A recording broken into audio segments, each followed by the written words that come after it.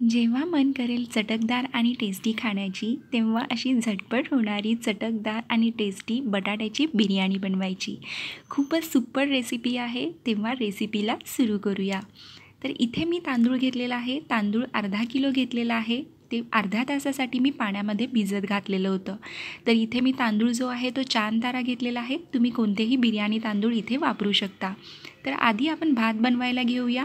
कढईमध्ये मी 1 तांब्याभर पाणी घेतलेलं आहे. पाणी छानसं गरम झालं की त्याच्यामध्ये खड्या मसाल्यांमध्ये 5 ते 6 लवंग, 5 ते 6 काळी मिरी आणि 4 हिरव्या विलायची, 2 तमालपत्राची पाने आणि 2 ते 3 दालचिनीचे तुकडे घेतलेले आहेत.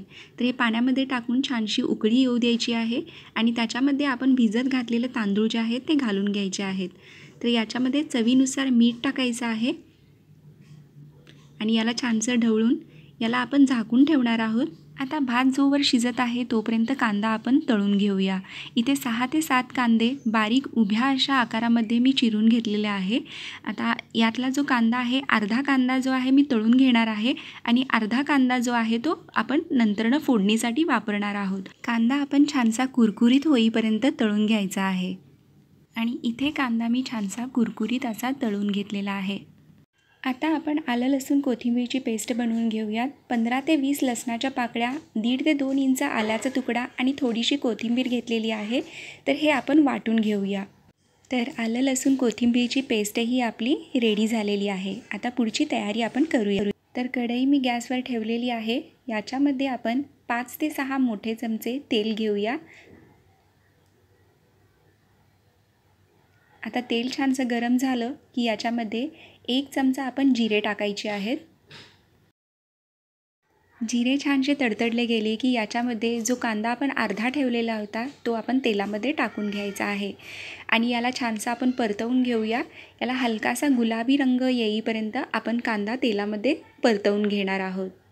सो फ्रेंड्स, हा व्हिडिओ तुम्ही कुठून बघता आहात हेही मला कमेंट बॉक्समध्ये सांगायला विसरू नका, म्हणजे मला तुमचे आभार व्यक्त करता येतील. इथे कांदा हलका गुलाबी रंगाचा झालेला आहे. याच्यामध्ये आपण 3 हिरव्या मिरच्या उभ्या कट करून घेतलेल्या आहेत आणि जी आलं लसणाची पेस्ट आपण वाटून घेतली होती ती आपण याच्यात टाकलेली आहे. याला छानसं परतवून घेऊया, म्हणजे याचा कच्चेपणा जो आहे तो निघून जाईल. आता आलं लसूण परतून झाल्यानंतर पुढचे मसाले आपण टाकून घेऊया.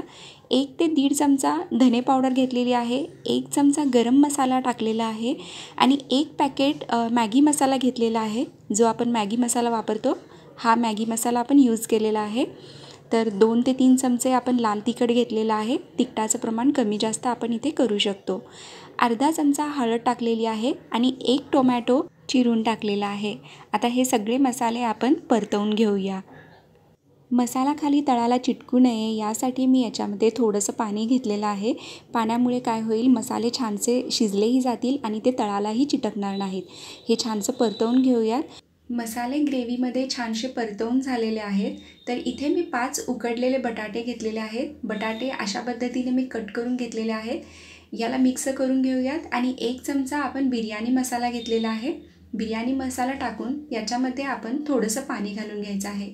तर या वाटीच्या प्रमाणामध्ये मी इथे 1.5 वाटी पाण्याचा वापर केलेला आहे. चवीनुसार मीठ टाकून घ्यायचं आहे आणि ग्रेव्हीला चटपटीत चव यावी यासाठी 1 लिंबूचा रस आपण इथे घेतलेला आहे. याच्याऐवजी तुम्ही दहीचाही वापर करू शकता. आता साधारणतः 1.5 ते 2 मिनिटासाठी मंद आचेवरती ग्रेव्ही आपण झाकून ठेवणार आहोत. आणि इथे तुम्ही ग्रेव्ही पाहू शकता. ग्रेव्ही तयार झालेली आहे. याला छानसं तेलही सुटलेलं आहे आणि रंगही सुंदर आलेला आहे. यावरून आता आपण तळलेला कांदा टाकून घ्यायचा आहे. आता यावरून टाकूया आपले शिजलेले तांदूळ. तांदूळ जे आहेत ते मी 80% इतके शिजवून घेतलेले आहेत. तर आता हा सगळा भात मी याच्यावरती लावून घेतलेला आहे. वरतून तळलेला कांदा टाकून घेऊया. बारीक चिरलेली कोथिंबीरही टाकून घेऊया आणि बिर्याणीला एक सुंदरसा रंग यावा यासाठी इथे मी येलो कलरचा वापर केलेला आहे. तुम्ही कलर हवा तर स्किपही करू शकता. आता याची चव आणखी वाढावी यासाठी इथे 2 चमचे मी साजूक तूप घेतलेलं आहे. याच्यामुळे आपल्या बिर्याणीला चव खूप छानशी येईल एक 5 ते 6 मिनटासाठी गॅस मंद आचेवरती ठेवून बिर्याणी आपण झाकून ठेवायची आहे. म्हणजे सगळ्या मसाल्यांचं फ्लेवर जे आहे ते या भातामध्ये उतरलं जाईल आणि जो काही अर्धा कच्चा भात आपण थोडा ठेवलेला होता तर तोही याच्यामध्ये छानसा शिजला जाईल. 5 ते 6 मिनटानंतर इथे तुम्ही पाहू शकता यातला एकूण एक कण जो आहे तो सुटा झालेला आहे आणि बिर्याणी आपली ही तयार झालेली आहे. तेव्हा ही बटाटा बिर्याणी तुम्हीसुद्धा ट्राय करून बघा आणि तुमच्या प्रतिक्रिया मला नक्की कळवा. सोबतच हा व्हिडिओ जर तुम्हाला आवडला असेल तर व्हिडिओला प्लीज लाईक करा, शेअर करा, कमेंट करा आणि चॅनलवरती नवीन असाल तर चॅनल प्लीज सबस्क्राईब करा, जेणेकरून जेव्हाही मी नवीन रेसिपीज पोस्ट करेन त्याचं नोटिफिकेशन तुम्हाला मिळत जाईल. आणि हो, बेल आयकॉनही नक्की प्रेस करा.